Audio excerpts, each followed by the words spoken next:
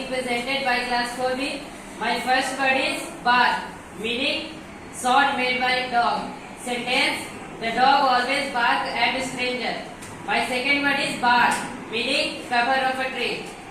This sentence: this tree has a thick bark. I repeat my two words. My first word is bar, meaning sound made by dog. My second word is bar, meaning cover of a tree. Thank you and have a good day. It is a